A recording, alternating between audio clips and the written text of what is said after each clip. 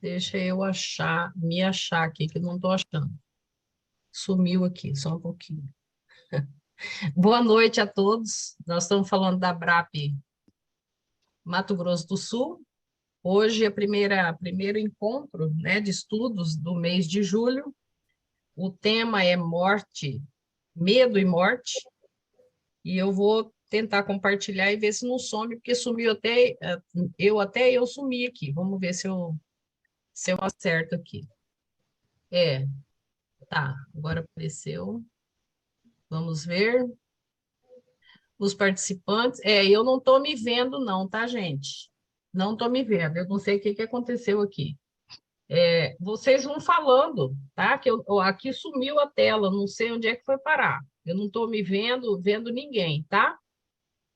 Estão me Está ouvindo? sendo exibida, está exibindo, sim, também, Então, estamos para ouvindo. mim não está aparecendo, tá?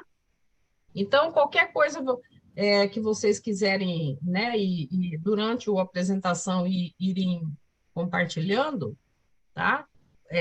Comentando, não sei o que que aconteceu. Primeira vez que me acontece isso, de não aparecer, mas tudo bem. Vamos lá. Deixa eu abrir aqui.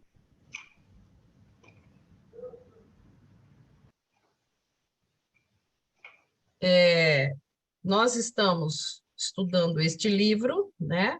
O meu livro é a 16ª edição, de onde eu tirei o capítulo, né, o item, e essa edição do volume 5 da série psicológica é a primeira edição de 93. É do capítulo 7, A Conquista do Self, e o item é Medo e Morte. Nossa, é assustador, medo e morte, né? Então, assim, eu vou começar com uma passagem de João, né? Explicando um pouco a questão do medo, e eu termino com Joana e mais uma novidadezinha no final, para poder a gente colocar as coisas positivas, tá? Desse nome aí, medo e morte. Então, assim, o primeiro João 4,18, no amor não há medo. Antes, o perfeito amor lança fora o medo, porque o medo produz tormento. Aquele que teme não é aperfeiçoado no amor. Eu achei ótima essa passagem de João. Vamos lá. Medo, né? Eu tirei esse aqui do dicionário de psicologia, tá? Medo é uma emoção intensa causada pela detecção de uma ameaça iminente, envolvendo uma reação imediata de alarme que mobiliza o organismo, com reações fisiológicas, visando a mobilizar o organismo em geral para agir, né? Então, a reação é luta ou fuga. Difere da ansiedade por possuir um objeto, tá? A morte, também tirei do dicionário da psicologia, cessação permanente dos processos físicos e mentais de um organismo. Com o surgimento de tecnologias sofisticadas de auxílio cardiopulmonar, a morte cerebral costuma ser considerada o fator determinante essencial, especialmente no mundo jurídico. Tá, e por que será que eu coloquei essa moça grávida aí? Vamos já saber, tá? Essa imagem. Os mecanismos de evasão do ego, aqui já começa a Joana, tá? Os mecanismos de evasão do ego mascaram a realidade do self, normalmente receoso de emergir e predominar, o que é a sua fatalidade. Eu achei muito interessante essa frase, sabe? Quando Joana diz que o self, né? Eu entendi assim, tá? É, tem receio de emergir e predominar, o que é a sua fatalidade. Achei muito interessante isso aqui. Fatores ponderáveis, porém, respondem pelos estados fóbicos do ser, desde os distúrbios gerados pelo quimismo, né, que é o uso exagerado da química, pelo quimismo cerebral, responsáveis por desarmonias variadas, até os fenômenos de natureza psicológica, decorrentes dos conflitos vivenciados pela mãe gestante. Aqui, então, vão entender por que eu coloquei aquela mãe, né?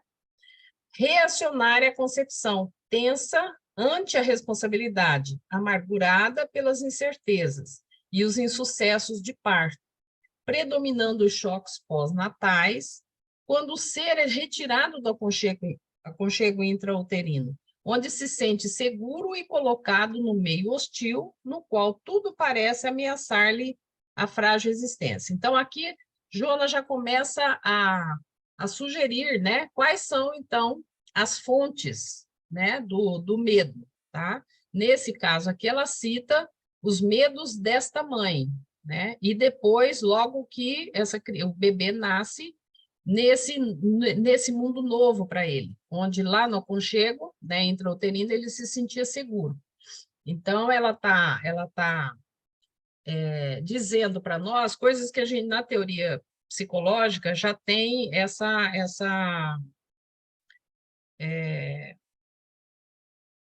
eu gostaria de falar o nome certo, eu vou falar comprovação, evidência, lembrei, já tem evidência, tá? Do que a Jona fala aqui.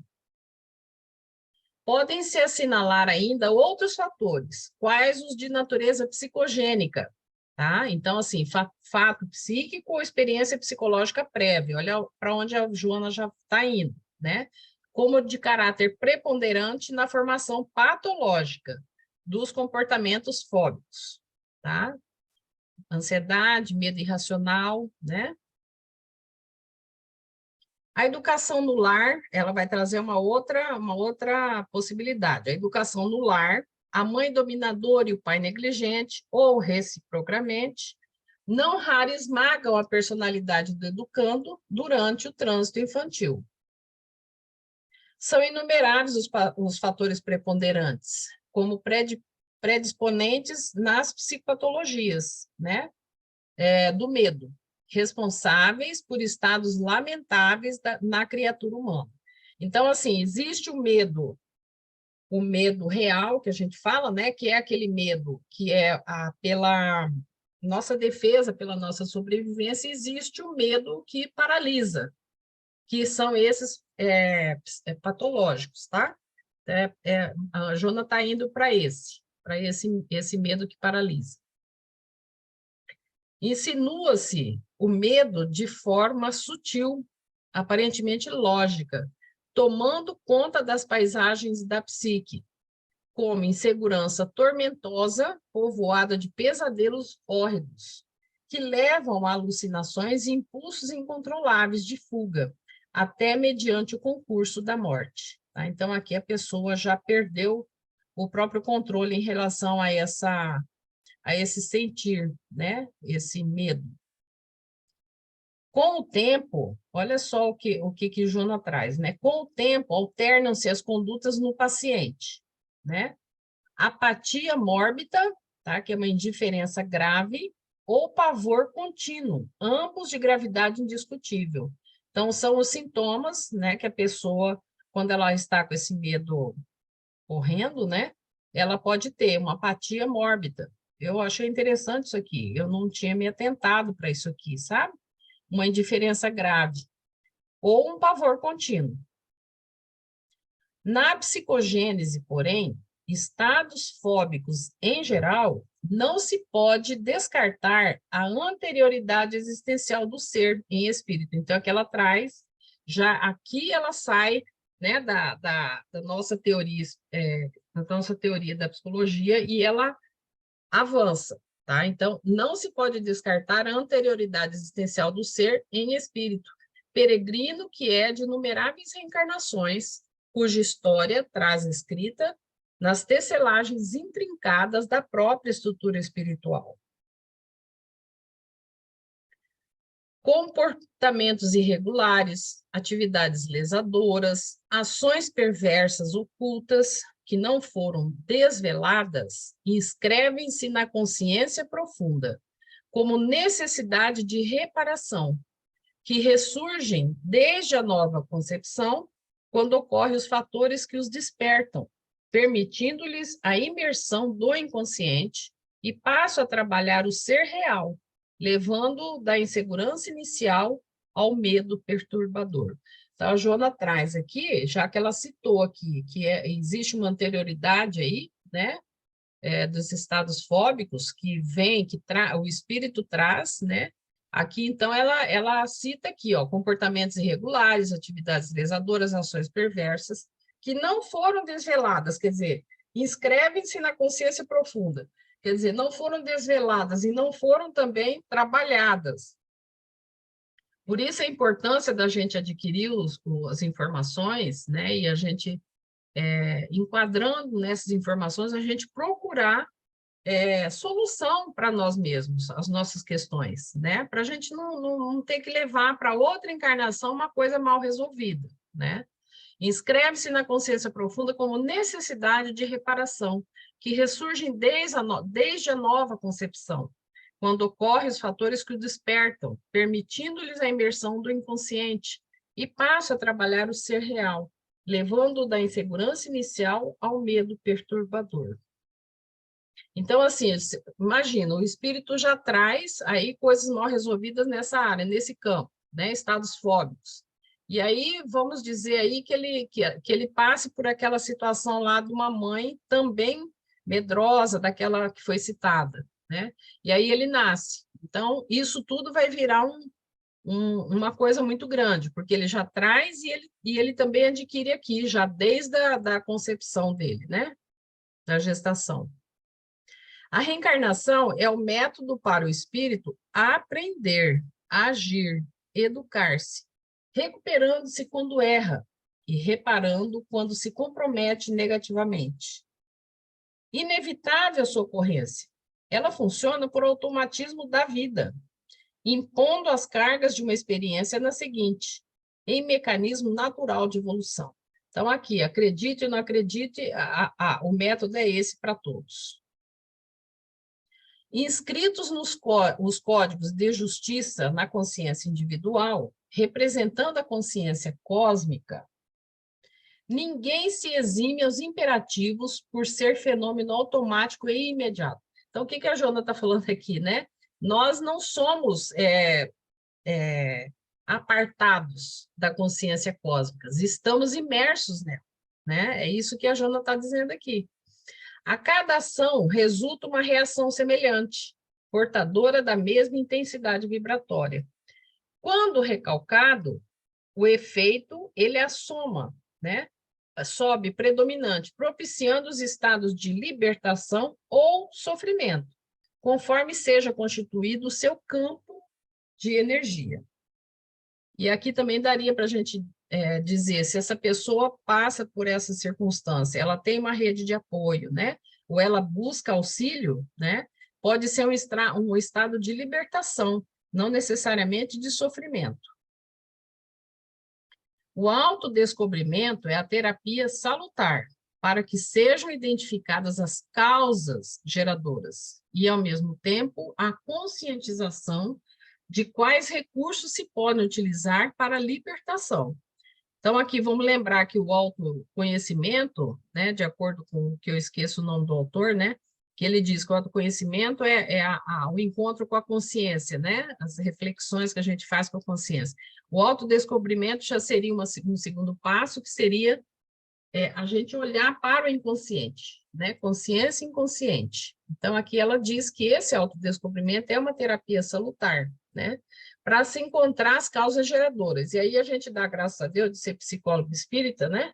E está lendo esse material aqui da Joana, que ela transcende as teorias, né, daqui, materialistas, e diz dessas causas geradoras que pode sim, né, a gente trazer para a nova reencarnação nossa esses estados não resolvidos.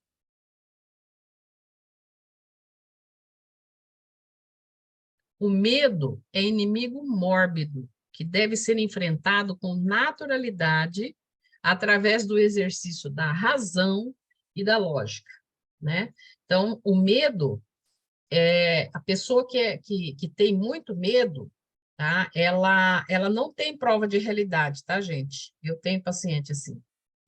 Não tem prova de realidade, então a gente tem que estar sempre chamando, né, para fazer a checagem. Prova de realidade, prova de realidade. Dá uma olhada se isso aí é achismo, né? Sentimento, interno e a realidade é outra, sabe? Aqui ela diz assim, ó, o medo é inimigo mórbido que deve ser enfrentado com naturalidade através do exercício da razão e da lógica. Entre as várias expressões de medo, ressalto da morte.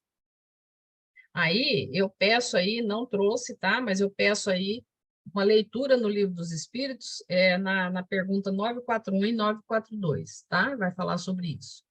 Herança atávica, né? Dos arquétipos ancestrais, das religiões castradoras e temerárias, cultos bárbaros, das conjunturas do desconhecido, das imagens do temor, das punições eternas para as consciências culpadas, dos horrores inomináveis que o ser humano não tem condições de digerir.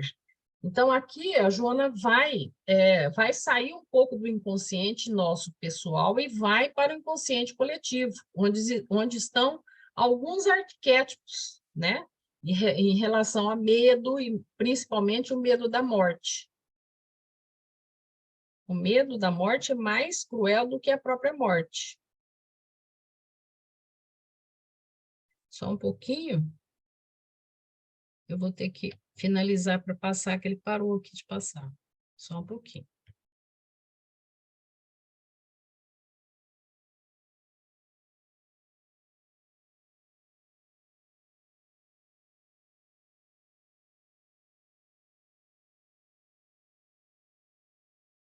O pavor da morte, às vezes patológico, afigura-se tão grave que a criatura se mata, a fim de não aguardar a morte. Que coisa! Compreensivelmente, desde o momento da concepção, manifesta-se o fenômeno da transformação celular ou morte biológica. Deixa eu ler de novo. Compreensivelmente, desde o momento da concepção, manifesta-se o fenômeno da transformação celular ou morte biológica. Desde que a gente a gente nasce já morrendo, mais ou menos isso que ela está falando, né? A questão da transformação celular ou morte biológica. Então, a gente é muito influenciado, o medo da morte, né? A gente é muito influenciado pelo inconsciente coletivo, esses arquétipos, né? A gente é influenciado por isso. Porque, na verdade, ela traz isso aqui, ó, ela traz assim, que a gente, desde a concepção, né? Vai havendo essa transformação celular, né? Ou morte biológica até o final dessa existência corporal, né? Até o final, até a morte do corpo. Então, isso deveria, se não fosse esses arquétipos todos, deveria ser a gente não ter tanto medo, né? Tanto receio da morte. Neste processo de transformações incessantes, chega o momento da parada final dos equipamentos biológicos, e tal ocorrência é perfeitamente natural, não podendo responder pelos medos e pavores que têm sido cultivados. É uma realidade nossa isso aqui. Não é a primeira vez que ocorre a morte do corpo, na vilegiatura da evolução dos seres. O esquecimento do fenômeno, de maneira alguma, pode ser considerado como desconhecido pelo espírito, que já o vivenciou antes. Então, assim, aqui também eu lembrei agora, né? Quando as pessoas que esquecem, né, do espírito imortal que ou é materialista e realmente não sabe, não acredita nisso, fica tudo muito difícil, né? Porque não vai lembrar, porque também não tem essa crença, né? Ou essa certeza. Um aprofundamento mental demonstra que a morte não dói, não apavora, mas o estado psicológico de cada um, em relação à mesma, transfere as impressões íntimas para o exterior, dando curso às manifestações desnorteadas, aparvalhantes, né?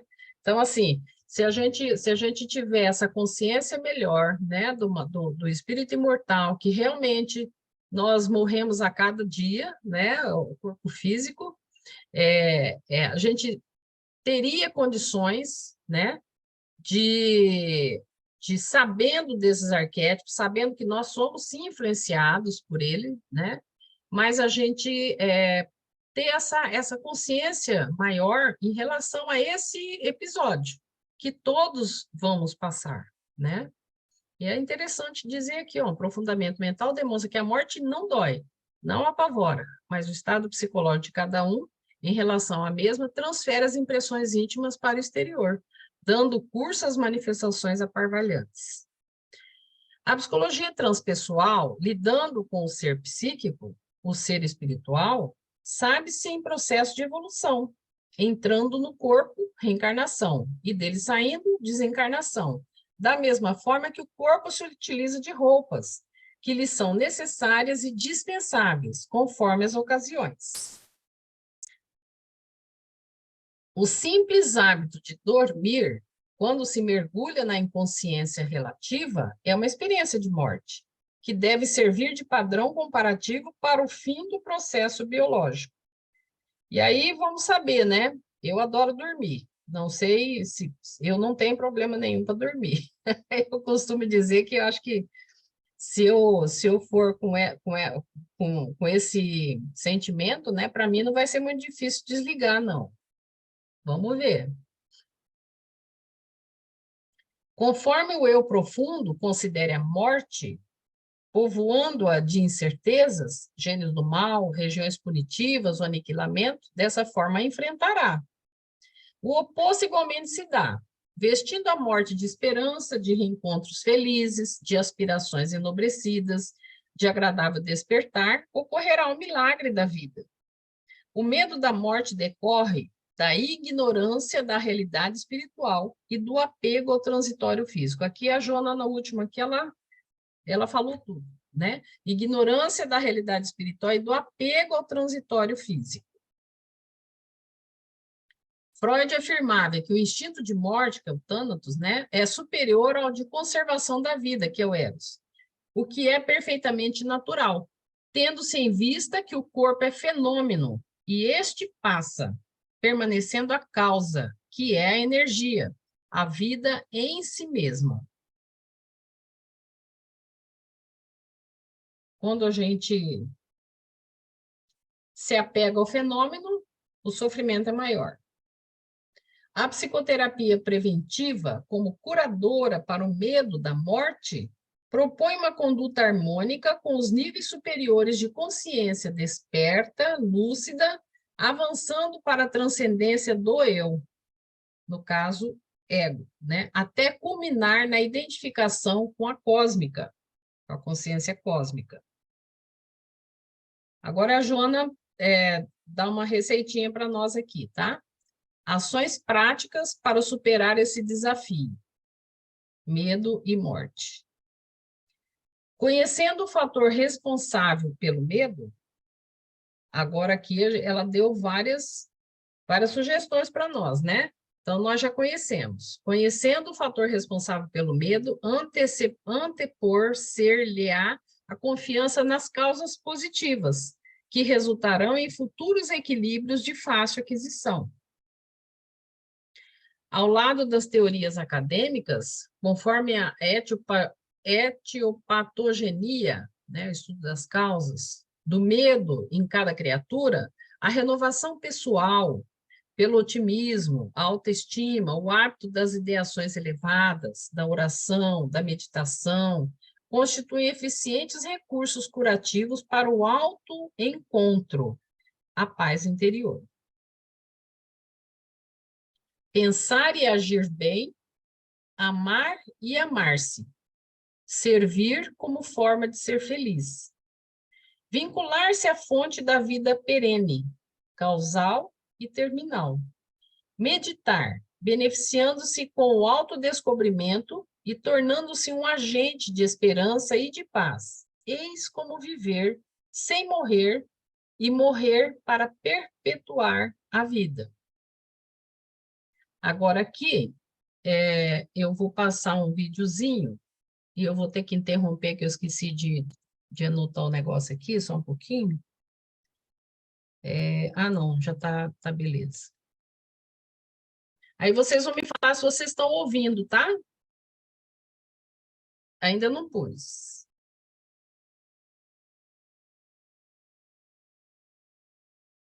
Espera aí.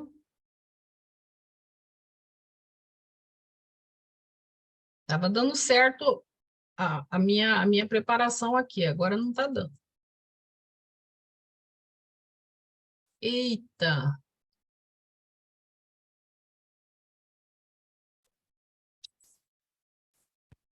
Agora deu. Vê se vocês estão vendo e ouvindo. Estão vendo e ouvindo, gente? Eu não estou vendo vocês. Não. Nada? Nada, Não. Nada, nem nada? vendo, nem ouvindo. Nada, Nem nada. vendo, nem ouvindo. Ai, meu Deus, espera aí. Estamos ouvindo vocês. Porque eu tinha que pôr aqui, ó, quem me ensinou foi a Mônica da Lagos. Eu tenho que pôr compartilhar som e otimizar para videoclipe, né? Vamos lá, eu vou tentar de novo.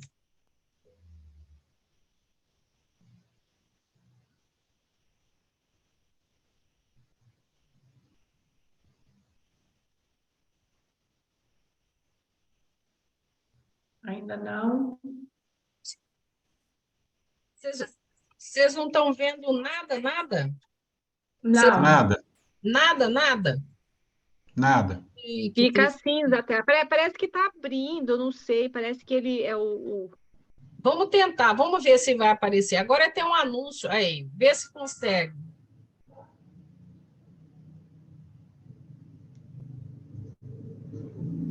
Nada ainda, gente? Nada. Não. Ai, que triste. Edna. Oi. Deixa eu ver, ó, deixa eu ver se eu faço. Eu achei o vídeo no YouTube. Então, eu tô no compartilhar? Então, eu tô no YouTube. Espera aí que eu vou. Ah, o vídeo não está aqui. Era para estar aqui o vídeo. Vê se você consegue. Deixa eu colocar você como anfitriã, né? Com anfitriã, peraí. Peraí, deixa eu... vamos ver se dá certo. Ai, por que não deu certo? Estava tão legal. Agora Essa pergunta que eu estou interessado na resposta. Deu agora? Ela vem de Uberlândia e quem a faz é a doutora Ruth de Assis, professora de Direito Internacional Público da Faculdade de Direito da Universidade daquela cidade, Uberlândia. E a faz por intermédio da TV Triângulo Mineiro, Canal 8, que está em rede com o Canal 4 apresentando este seu programa.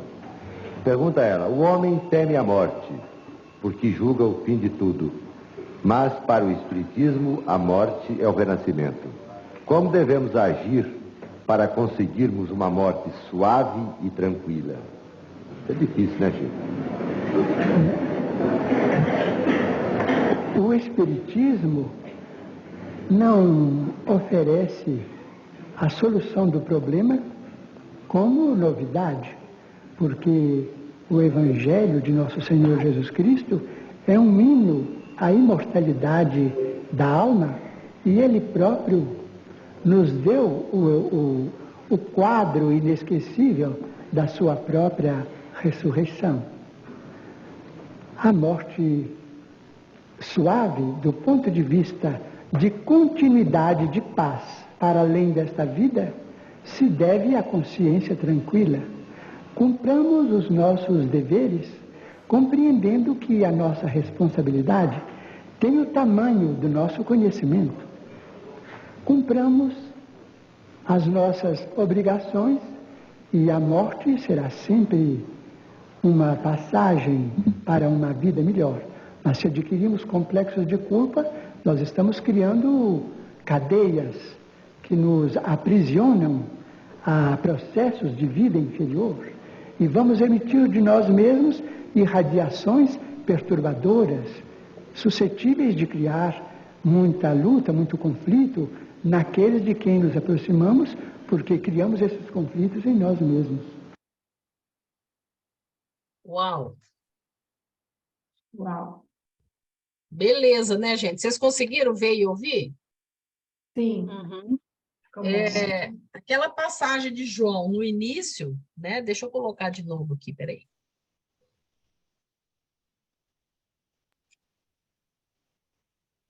Não é esse aqui, não. Espera aí.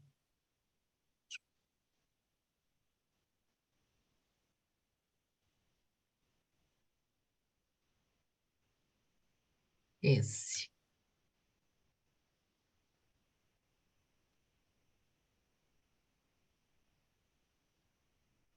Espera aí. Só um pouquinho. Eu vou lá no João primeiro, agora de novo, tá? No amor não há medo. Antes, o perfeito amor lança fora o medo, porque o medo produz tormento. Aquele que teme não é aperfeiçoado no amor, né? Então, João, no início, falando do medo, né? E dizendo que no amor não há medo. E depois o Chico conclui aqui com a questão da morte, né? E agora, né, eu vou parar o compartilhamento logo, logo. A gente, então, terminei a apresentação e a gente, então, vai agora conversar, né, o que ficou para cada um desse tema de hoje. Oi, Renata. Ô, gente, desculpa, eu não achei, eu não sabia que era meu som que estava tocando, viu? Que continuou com outro vídeo. Desculpa. Não, mas aqui não apareceu, não, Olga. Se tem outro vídeo, ele apareceu para você, só aqui não apareceu, não. Tá? Agora todo mundo pode abrir áudio, tá, gente? Agora como ninguém conversou no meio do caminho, eu já terminei o meu conteúdo aqui. Agora vamos conversar, né? Eu lembrei aqui que, por exemplo, na psicologia, né, sobre o medo, a gente tem bastante recurso, né? A teoria psicológica. Mas a morte nem tanto. E quando se trabalha, né? Por exemplo, um psicólogo materialista, eu não sei como é que lida, né? Vamos dizer que recebe lá, eu já recebi, né? Pessoas que recém tinham perdido, né? Seus entes, e a gente não pode entrar com a nossa. Apesar que as duas pessoas eram espíritas, mas assim, a gente não pode conduzir dessa forma, né? Olhando pelo lado espiritual, você tem que ir pela psicologia. Mas, gente, eu imagino que deve ser um desafio muito grande para um psicólogo materialista lidar com o tema morte, né? Principalmente quando recebe um paciente que está enlutado assim recentemente. Eu não sei como é que é isso, né? Porque eu não sou psicólogo materialista, eu sou psicólogo espírita, né? Então, não, e quando a gente recebe paciente que também, ou pelo menos simpatiza com o espiritismo, talvez fique mais fácil um pouco, sabe? Mas eu não sei como é que é. Se vocês tiverem alguma experiência, né, sobre esse tema com um colega aí, né, profissional que seja materialista mesmo, né? Eu não sei como é que lida com isso. O medo, tudo bem, a gente tem bastante recurso dentro da psicologia. Agora, a morte, o que vocês acham? Eu não sei, Edna, mas acho que o psicólogo ele vai trabalhar com a simbologia da morte para a pessoa, né? Independente de questões relacionadas a espirituais ou religiosas, vai trabalhar sobre essa questão da morte e quais são dos medos simbólicos, né? Da aniquilação da vida, do corpo, né? Acredito que esse seja o caminho no setting terapêutico. Tem eu acompanhei, não de perto, mas assim, através de outra pessoa, o desencarne de um materialista, né? De uma pessoa que não seguiu religião nenhuma, e foi interessante, assim, para mim foi uma experiência bem interessante. Não estava perto da pessoa, foi, né, por tabela, né, por outra, né, pessoa, e achei muito interessante o processo da morte dessa pessoa, sabe? Então, assim, a morte, no que eu penso, né, ela não está envolvida dentro de uma conotação apenas religiosa, e sim da percepção da pessoa do que foi a vida dela, né? Do que ela fez, qual foi a produtividade que ela sentiu do seu ser naquela existência. Acho que isso sim é o que vai fazer o sentido nos últimos momentos, né? E já emendando, tem um senhor que eu convivi um pouquinho com ele lá em Corumbá, né? Quando eu era estudante de psicologia ainda, e aí eu frequentava um centro lá. E era um senhor já de idade, inclusive ele já desencarnou também.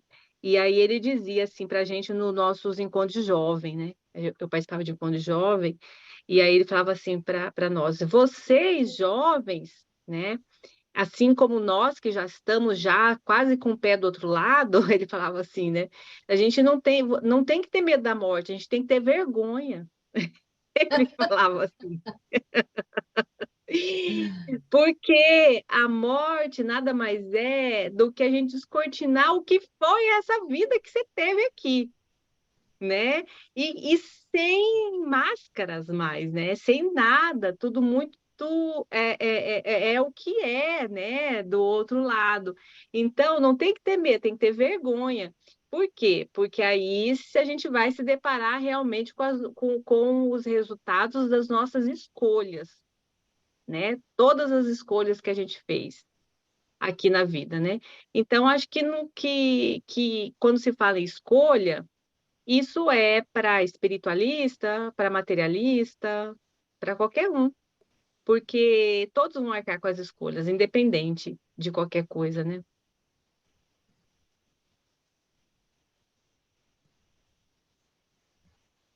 Obrigada, Renata. Estou voltando de férias, viu, gente? Seja bem-vinda de volta. Bom retorno. Obrigada, obrigada. Um de cada vez, não precisa ligar para falar primeiro, viu? Um de cada vez.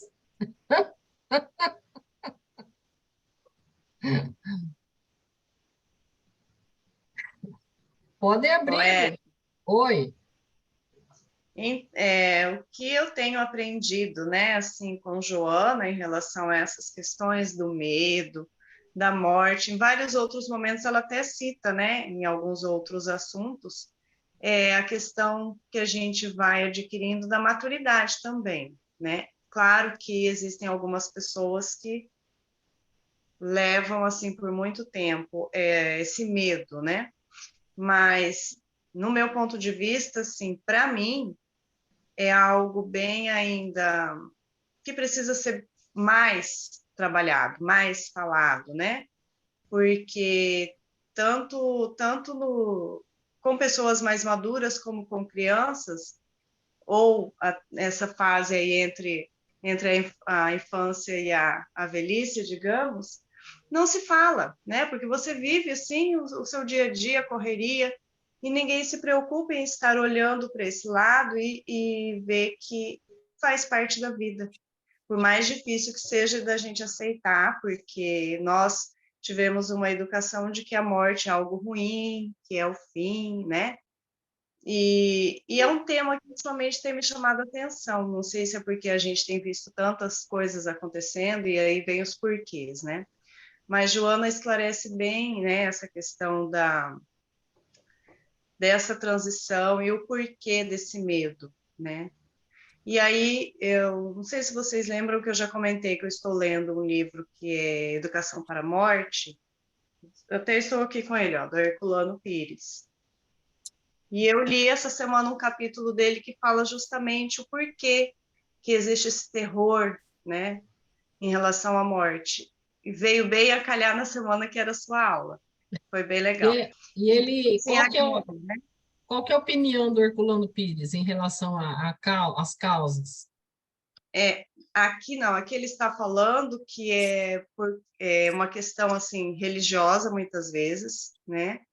Essa questão simbologia da morte, que é com a caveira e tudo mais, isso pesa muito, né, que se torna algo negativo.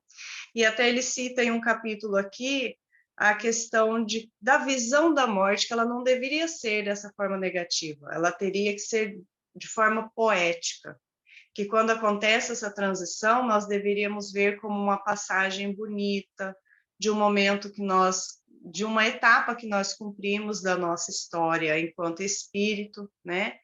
E não de forma pesada, dolorida, sofrida, porque assim como nós temos o nascimento, que a gente chega aqui, que tudo é novo, a morte, ao contrário, não é tudo novo, nós vamos retomar o nosso caminho espiritual.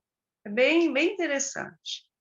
Mas lá é tudo novo também, quando a gente volta, que a gente vai ter que readaptar, né? Pelo menos os primeiros meses, um ano, vai ter que readaptar, você vai ter que aprender como passar pela parede, como não ter mais vontade de comer, como trocar de roupa, né? É um recomeço.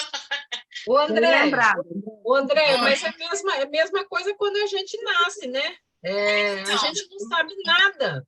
Você tem que aprender a levantar, sentar, comer, não sei o que, falar, é a mesma coisa. É porque ela falou assim, aí lá não. Eu fico imaginando, André, é um processo doído para a criança. Gente, a criança não sabe nada, ela tem que aprender tudo. Eu fico olhando a criança, um bebê, sabe, e fico pensando nisso. Não é fácil, não. A gente vê como natural, mas, gente, é um desafio para aquele serzinho lá. Tem que aprender tudo, não sabe nada. O Denilson, realmente mas a diferença, Edna, é que a passagem daqui para lá é mais consciente. A de lá para cá é um zerar o cronômetro, assim, né? Não se lembra, o bebê não tá por instinto ali, né? E quando a gente desencarna independente se acreditava ou não acreditava, né, que existia outra vida, tá consciente, né? Tá consciente. Acho que essa é a grande diferença. Eu sempre pensei e acho isso, que é muito mais difícil vir de lá para cá do que ir daqui para lá. É igual. Sabe, eu penso assim, sabe? A gente tem tanto medo da morte, mas eu acho que eu teria medo de reencarnar. Exatamente.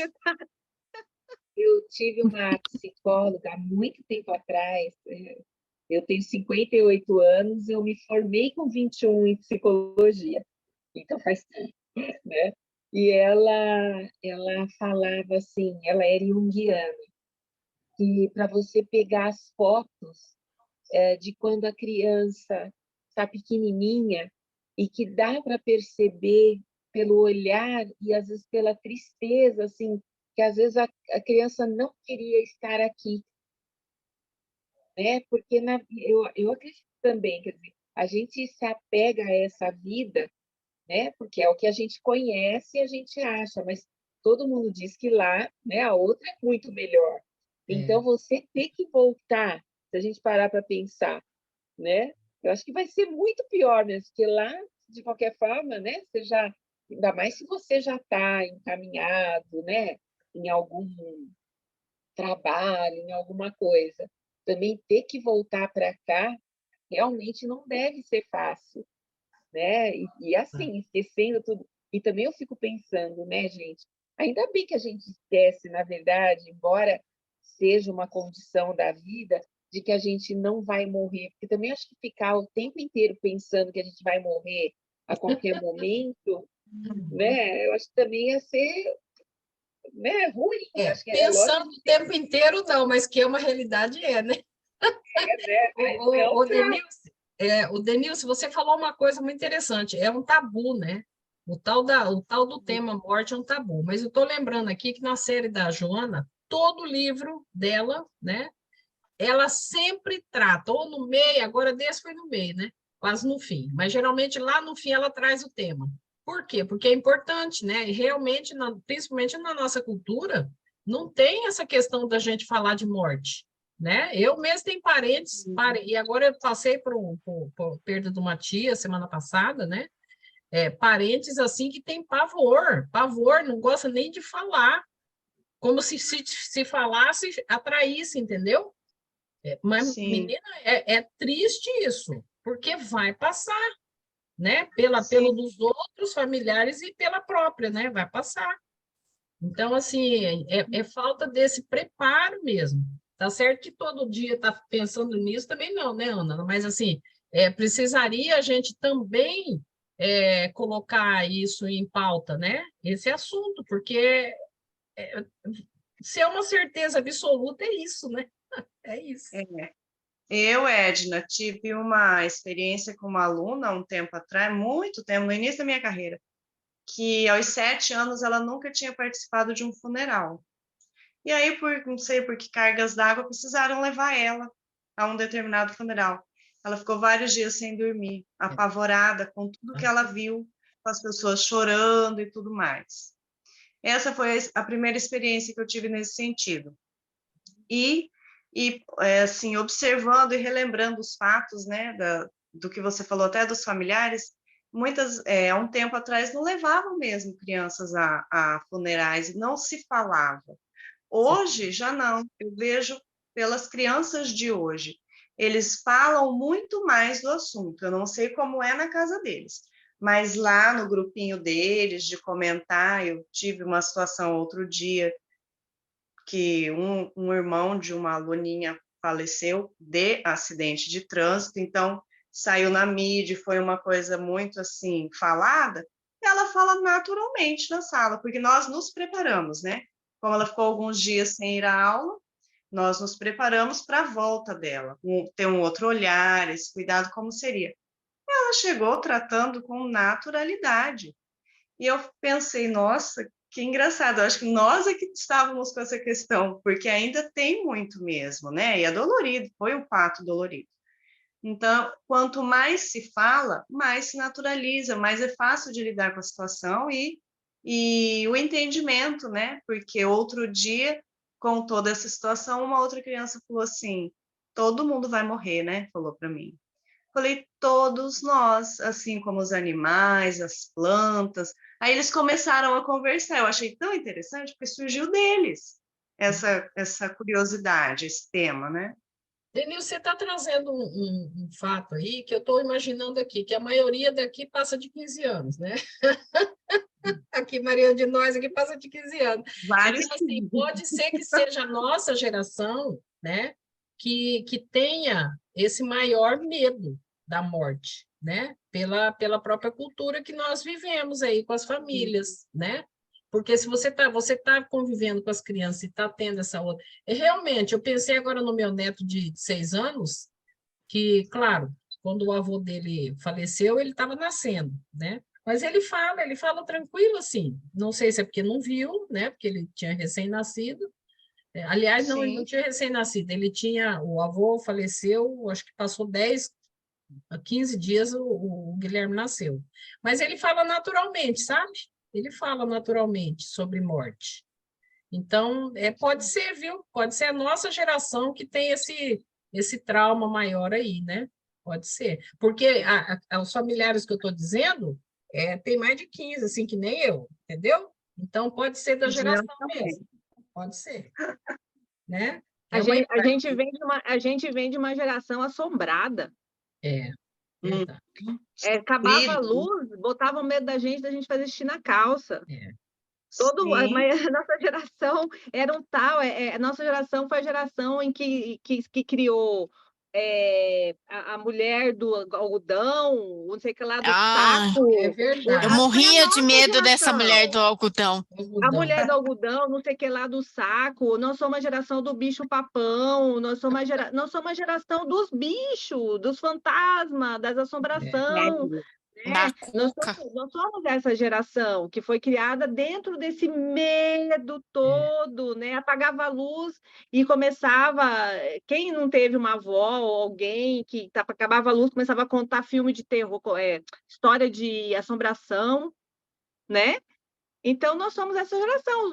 A geração de agora não existe isso. Não mesmo. A Olga disse que precisa sair. Olga, você tem alguma contribuição antes de você sair, Olga? Eu preciso sair também, gente. Vou me despedir aqui também, porque eu vou sair. As reflexões, né, que já foram colocadas. Boa noite, pessoal. Boa noite. Eu acho que ela... Gente, eu vou ter que sair também, tá? Boa noite para vocês. Boa noite. Boa noite. Então, estamos nós. Vamos lá. Eu quero falar alguma coisa assim. Quando ela fala assim que às vezes a gente já tem um medo arquetípico, né, da morte e tal. Vamos imaginar assim. Imagina quantas vezes a gente já morreu, né? E quantas mortes dolorosas a gente deve ter tido, né? Então, inconscientemente, o espírito deve ter esse medo. E com certeza a gente era um serzinho mais difícil do que a gente é hoje, né? Muito provavelmente a gente deve ter tido mortes muito dolorosas também, né? Passado por situações depois da morte, por umbral, né? A gente deve ter de alguma forma, um pouco essa lembrança, né? Bem lembrado, viu, Maria? Né? A gente já morreu e já passou pelo umbral. Então, assim, esse medo pode voltar, assim, inconscientemente, né? Esse medo de ter que fazer esse processo de novo, porque o umbral deve ser uma situação muito dolorosa. A gente está imaginando que todo mundo vai morrer, vai chegar lá consciente, está tudo bem, mas, né? Com certeza não foi assim, né? E então esse medo, né? Inconsciente, mas pode vir esse medinho lá, né? Essa intranquilidade, né? Eu vou morrer, vou passar, né? Eu sei que eu vou viver, mas vai ser uma situação dolorosa, difícil de passar, né? Então, eu acho que pode vir um medo disso aí, né? Também. E eu vejo, assim, essa questão eu acho que medo, para mim, é falta de confiança, é falta de fé, sabe? Eu vejo medo muito relacionado à falta de fé, assim, de confiança, né? A gente tem um medo, né, instintivo, né? Que é o medo né, que até não dá força para lutar ou correr, mas, assim, se eu sei que eu tenho a força, eu vou lá e luto, eu vou lá e enfrento, né? Eu não preciso correr, né? Eu posso, né? Então, se eu tenho confiança, fé, né?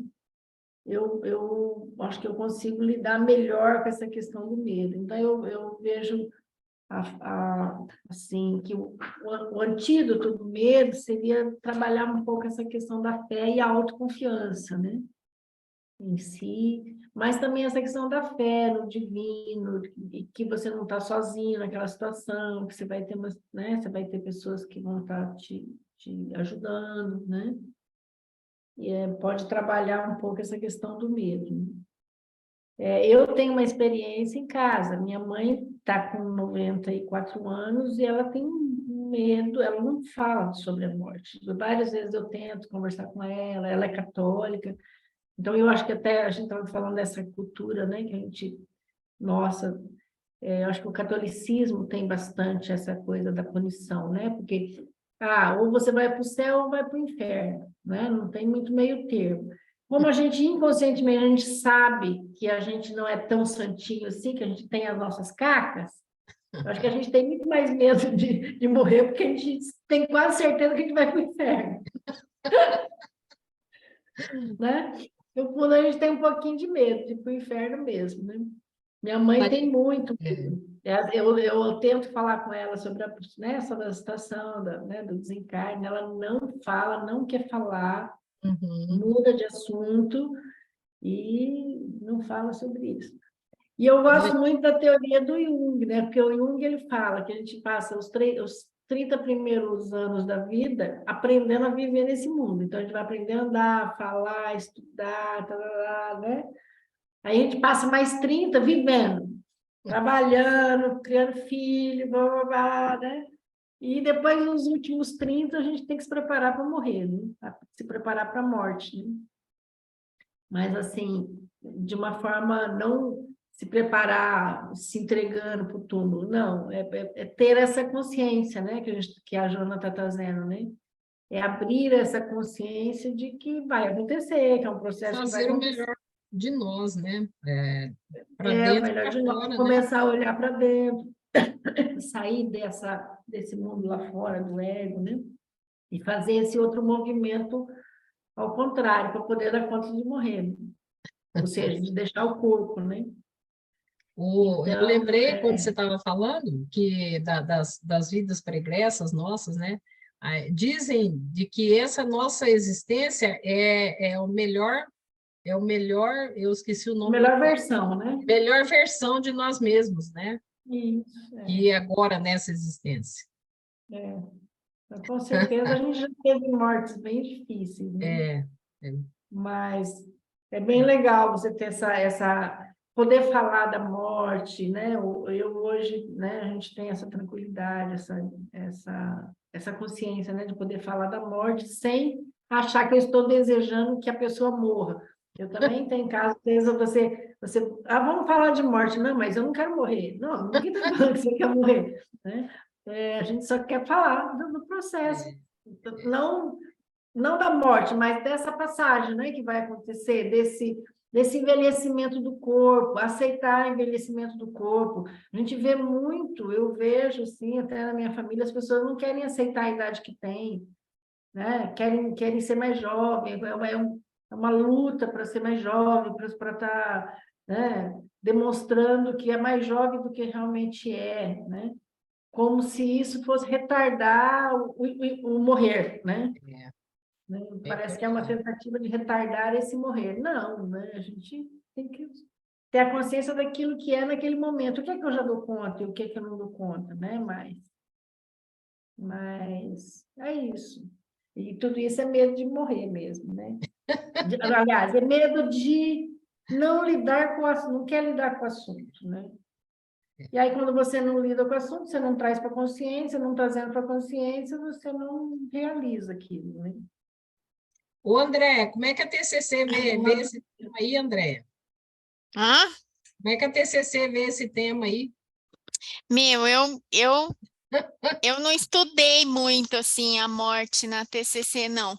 O que tem é o capítulo, esse é um tema que eu não me embarquei, e assim, né, nem eu tendo que viver o luto, esse foi o tema mais difícil, assim, para eu tratar na minha própria terapia, porque a minha terapeuta era TCC, mas não espírita. E aí não encaixa. A técnica assim que ela aplicava comigo, ela trabalhava as 4 fases, né, do luto, que era a negação. É a negação, aceitação, tristeza e saudade. Ela trabalhava isso. Mas como que você trabalha a negação com uma espírita? Né? A negação que, era uma coisa assim muito conflituosa. Como que você trabalhava a aceitação? Eu não tinha a revolta, não, a negação não era a revolta. Eu não tinha a revolta da minha mãe ter ido, mas eu tive a revolta de eu ter ficado. Porque no meu sonho era que eu ia ter uma morte, que ela ia ter uma morte igual aquele filme O Diário de Noah, né, que morre assim os 2 velhinhos de mãozinha dada, ela com Alzheimer e ele bem velhinho, só que a diferença de idade entre eu e a minha mãe era muita, né, pra gente morrer as duas assim de mãozinha dada. E eu tinha uma dependência emocional dela, uma vida de parceria, de cumplicidade, de amor mútuo, de amor verdadeiro. Então, era um momento de separação muito difícil, e a terapeuta veio, assim, muito na TCC, assim, trabalhando as 4 fases, e aí deu ruim, deu muito ruim. Então, esse não é um tema que eu me aprofundei, eu não tive ainda a necessidade de trabalhar ele. Então, eu não estudei muito, não. Mas eu vejo, assim, que a maioria das religiões, elas estão mais espiritualizadas, né? Elas têm lá, o católico acredita que vai ter o julgamento final lá, o cristão também acredita, então quer dizer, tá vindo mais assim para esse lado. E do ponto de vista de acompanhar do lado de cá como foi a morte, eu vi bem de perto, assim, a morte do meu pai, bem de perto. E a pessoa tem, assim, um segundo de consciência de que chegou a hora. Aquele segundo de consciência é muito, assim, necessário, porque é o momento que ele escaneia tudo que ele fez, tudo que passou, que ele toma consciência que ele está indo. Aí ele adormece enquanto corpo, porque os médicos sedam a pessoa. E aí ele faz a passagem adormecido também, né? E quando ele acorda já no plano espiritual. E esse acordar, ele acorda ainda como se ele estivesse sonhando, ele não acorda com 100% de lucidez. A lucidez vai acontecendo aos poucos, à medida que o perispírito está ok, que ele já está mais... porque o perispírito, por exemplo, a mãe morreu de Covid, ela passou 30 anos de lúpus eritematoso sistêmico, então o perispírito dela devia estar muito machucado e muito impregnado da doença. Não ia ser uma passagem, tinha que fazer um tratamento nesse perispírito para ele se recobrar, né? Meu pai passou de um AVC hemorrágico, onde ele teve uma cirurgia no cérebro, quer dizer, ele volta para lá com aquele perispírito machucado. E aí, depois que já está tudo bem, que faz lá o tratamento no perispírito, é que os mensageiros começam a tentar falar que, ó, a passagem já foi feita. E aí, o espírito reage de duas formas, ou ele aceita ou ele revolta, né? No caso do meu pai, ele revoltou, e a minha mãe aceitou.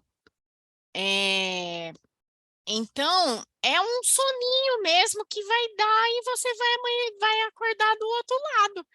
Mas vai acordar do outro lado sem ter as pessoas que estavam com você juntos, né?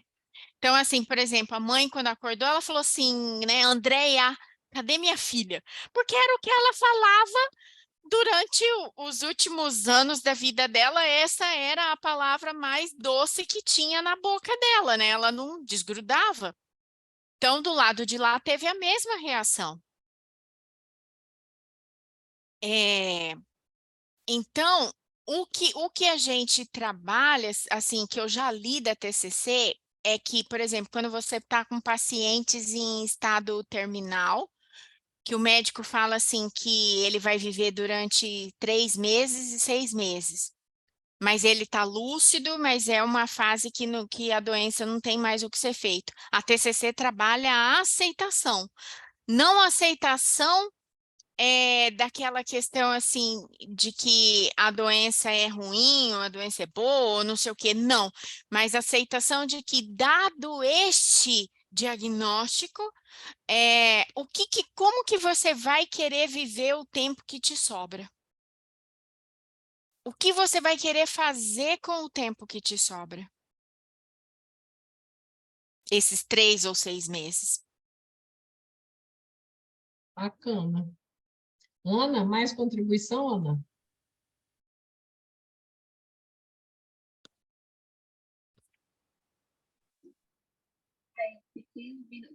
Andréia, você soube que seu pai não aceitou? Como é que você tem? Você teve essa informação? Isso é assim, a gente é espírita, né?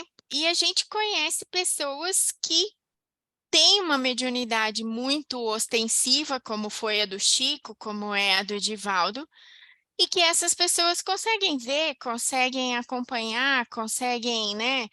E aí vão relatando para a gente como foi.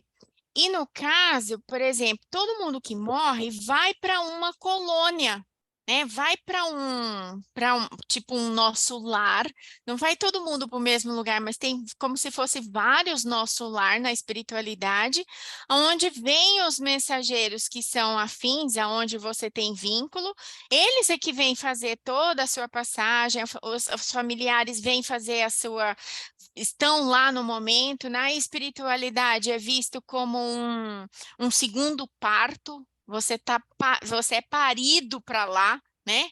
É um nascimento para lá. E você é recebido lá nesse nascimento, como era o nascimento de antigamente aqui, que a maternidade ficava cheia, que todos os parentes ficavam lá na sala de espera, todo mundo ansioso, esperando. Na espiritualidade é assim, vêm os parentes desta vida ou de outras vidas que você teve, os seus amigos, para poder te receber de volta. E eles ficam fazendo a prece enquanto as equipes vão retirando as energias do corpo, né? São 79 energias que são retiradas do corpo para poder fazer o desligamento. Uma informação que a gente teve, você pode ter uma passagem umbral, muito provavelmente é depois que talvez a pessoa não aceite esse novo estado e aí volta, regride. Essa parte eu também tenho um monte de dúvida, porque fica assim, na minha cabeça que quem tem a recepção do outro lado é segundo o merecimento. Pensando nisso, né? Porque talvez alguns nem cheguem a ver, né, as pessoas, porque ou não aceitam, ou um espírito, né? Porque... Eu acho que o espírito não vê esse time e não vê esses familiares que estão lá. Porque ele passa dormindo, assim como a criança chega aqui dormindo também, ela acorda com o tapinha e com o choro. Ele também passa dormindo para lá. E se ele vê alguma coisa, deve ser assim, fração de segundos que ele viu, mas sem entender direito o que está acontecendo, porque o espírito fica dormindo logo que passa. Alguns dormem uma semana, alguns dormem 4 meses, alguns dormem 1 ano, depende da condição de cada um passa para esse despertar.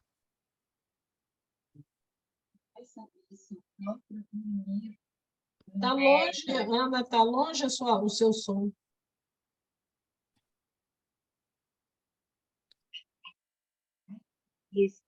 O dormir já então não é quando a cabecinha fica lá e aí se torna um umbral, né? Porque é aquilo, eu acredito também que a pessoa fica revendo o que fez, e por isso que é tão importante a gente, né, buscar ter uma vida coerente para que, né, a passagem seja menos dolorosa, né? Eu acho que tudo é isso que você falou, tá dentro do merecimento. Do merecimento. Do merecimento. E assim, eu acompanhei o desencarne com esse relato, assim, tanto do meu pai quanto da minha mãe. A minha mãe passou como completista, ela cumpriu tudo que ela veio fazer aqui na Terra. Meu pai passou endividado. Então, você vê que ele ficou revoltado quando ele soube. Ele deu trabalho. Eu não sei dizer que tipo de trabalho que ele deu, mas eu sei que ele deu trabalho. Né? E a mãe não, a mãe passou, tudo bem. Ela deu um pouco de trabalho depois, porque ela ficou preocupada comigo, mas aí ela entendeu e pronto, seguiu a vida. Na minha casa, eu era a única que acreditava no espiritismo desde jovem, né? E o resto não, meu pai não. E aí, quando meu pai desencarnou, eu estava grávida de 3 meses. Ele não chegou a conhecer minha filha. E eu frequentava um centro, nessa época eu morava em Santos, né, o litoral de São Paulo, eu trabalhava lá. E aí eu comecei a sentir dores na perna, né? E meu pai faleceu porque ele já por idade, né? Ele caiu, quebrou, né, o fêmur, mas ele também estava com Alzheimer, um monte de questões. Mas eu comecei a sentir uma dor que, né? E aí, indo no centro, eles perceberam, né, que era meu pai que estava próximo de mim.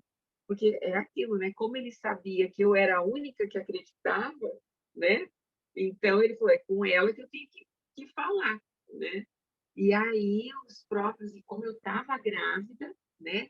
Os próprios mestres lá do centro que eu frequentava conversaram com ele, né? E pediram para ele, você gosta dela, por favor, então se afaste, né? Porque ela já está vinculada a um espírito, né? Que era minha filha, que estava nascendo, né?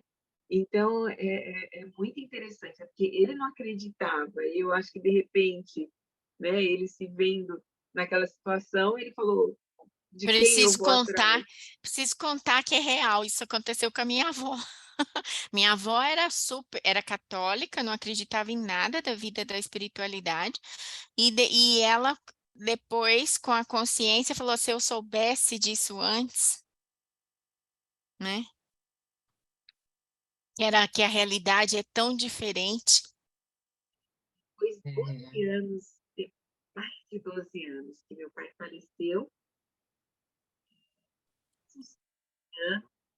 eu recebi aqui em São Paulo, de um centro que eu era voluntária, me avisaram assim, meses depois, que não sabiam quem era, né? E aí até descobrirem que era eu, que era meu pai, né? E aí ele mandou uma mensagem pedindo perdão e dizendo que ele estava bem, que estava tudo bem, que lá era muito bom, né? Mas 15 anos depois, né?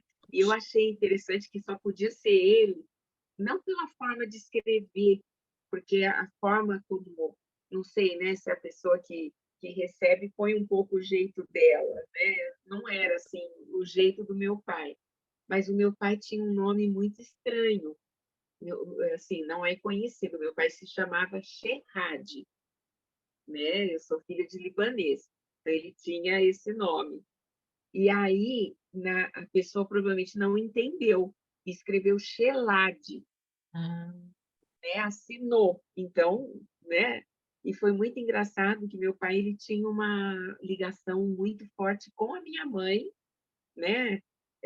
E ele pediu desculpa porque assim ele não viveu a vida para os filhos. A preocupação dele era a esposa e ele ficava, né, controlando a minha mãe, e os filhos atrapalharam ele com a minha mãe, né? Então é engraçado que a carta não foi para mim. Ele começou com o nome da minha mãe e o meu, porque era o meio dele conseguir, mas ele mandou para ela.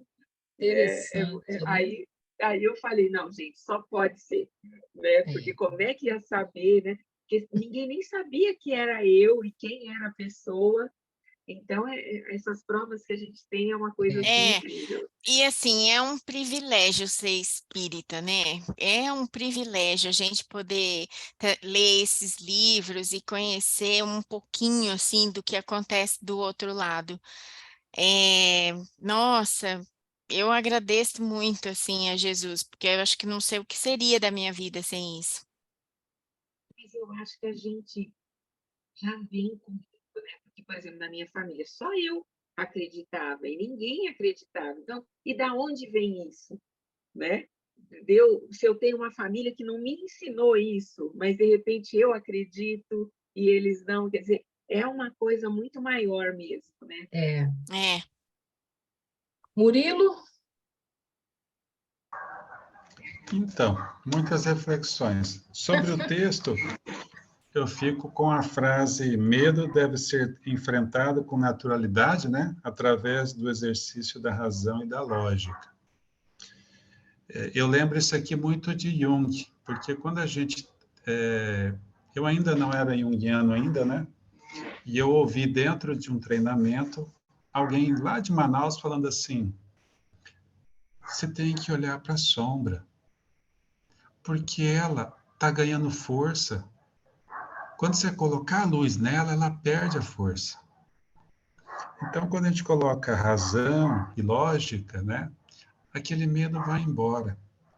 Isso aí vem a questão da dialética, né, que Jung traz sempre a questão da dialética. Dialogue com esse medo, traz essa sombra, e a gente, bom, tá tudo na metanoia aqui? Tá. Agora você É a até hora... fez um elogio, né? Tá na metanoia. Já virou elogio. Já Então, virou elogio. A gente está naquele processo, né, da jornada, de sair da jornada do herói, não é que vai deixar de ser, né, um herói, uma heroína, mas está entrando na jornada do sábio, de saber usar o que aprendeu, né, para acalmar. E aí vem a questão, eu quero trazer várias pessoas para conversar sobre isso nesses 2 minutos aí. Carl Rogers, por meio do sentimento. Então, a gente não vai desprezar, não vai desfazer do processo da morte, mas a gente vai olhar o sentimento que está se aproximando daquela pessoa na véspera da morte, ou, como disse Andrea, com a Kubler-Ross, né, que criou a teoria da curva da mudança, né, e vem com a questão da aceitação. E aí me veio Milton Erickson, que ele trazia, um psiquiatra, né, norte-americano, que ele falou assim, você tem medo da morte? Você gostaria de saber como é? Vamos fazer um processo de hipnose e nós vamos fazer o processo da sua morte, ir lá e voltar. Como você imagina na sua mente? E a pessoa foi, desenhou, viajou e voltou para o agora. Então, fez uma ponte ao futuro, né? Assim como se faz a hipnose, o rebaixamento, e você volta ao passado, restaura, refaz aquele trauma né, com a sua criança interior, volta para cá e segue em paz, né? Então, aí me vem também as histórias que curam. Stephen Paul Adler é um dos maiores divulgadores da hipnose ericksoniana no mundo. E ele traz uma história de um avô, que ao longo de toda a vida dele, ele ia no porto e construía um pedacinho do navio. E aí o neto, né? Chegou o neto e perguntou, eu vou poder ir com o senhor? Ele falou assim, nessa viagem, não. Não, porque o meu barco já está pronto e essa viagem é só minha. Ah, eu queria tanto ir com o senhor, mas você vai me encontrar. Lá onde esse navio vai sumir no Oriente, ele continua indo. Então, ele passa a contar e a falar sobre a morte de uma forma lúdica, né? Dizendo que você também vai construir o seu barco e você também vai me encontrar lá nessa terra, onde você não está vendo. E eu vou partir essa noite. Então, eu quero te dar um abraço e me despedir de você, meu neto. Né? Então, as histórias que curam, Milton Erickson com a hipnose, você indo até o processo da sua morte. Pois não, Edna? Não, eu falei que lindo, né? Foi muito lindo. Ah, sim. Aí, Jung com a dialética, né? A dialogar com essa sombra e integrar tudo que você tem para integrar, porque a gente vem também com a Joana a questão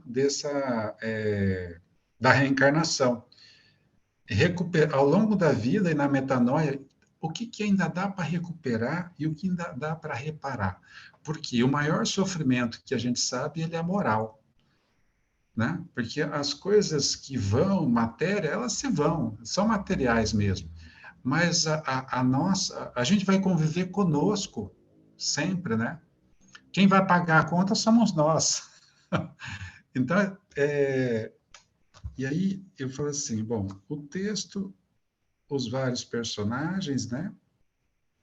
E aí vem o capítulo 19 para mim com Kardec. E os espíritos, né, falando sobre aquela questão do quê? Por que Arambeck e capítulo 19? Por causa da crença. Crença primária, crença secundária, crença a mais profunda, né? Então, quando eu acredito, diz o Evangelho, de verdade, aquilo me acalma. quando eu não acredito, aquilo me deixa irritado, me deixa violento, me deixa agressivo. Então, por aí eu posso medir. Se o meu olhar sobre a morte, ela está me trazendo lógica, né? Eu acredito que é só realmente um renascimento do lado de lá. Se eu não estou calmo, não estou tranquilo, aí vem o que a Joana trouxe. Ao longo dessa vida, eu preciso aprender, né, sobre como viver melhor para fazer uma passagem sem medo de me encontrar comigo mesmo, porque, na verdade, a gente vai se encontrar com a verdadeira vida, né? Porque aí, eu falo assim, a gente vem do mundo espiritual, dá uma descida no planeta escola, passa pelo planeta escola, pelos aprendizados e sobe de novo para a verdadeira vida, sai da sala de aula. Então, a gente vai sair da sala de aula e a gente vai encontrar o boletim com as notas. Então, meu medo sempre foi, ao longo da vida, quero confessar para vocês, foi o do boletim. É completista? É completista? Beleza. Não é completista? Recuperação. Volta. Outros uniformes, outras roupas, outra sala de aula. É isso que eu queria deixar. É isso aí. Então, tá bom, gente. A gente está já no nosso horário, né? Eu vou parar a gravação aqui para a gente fazer nossa prece de encerramento, tá? Então, boa noite a todos.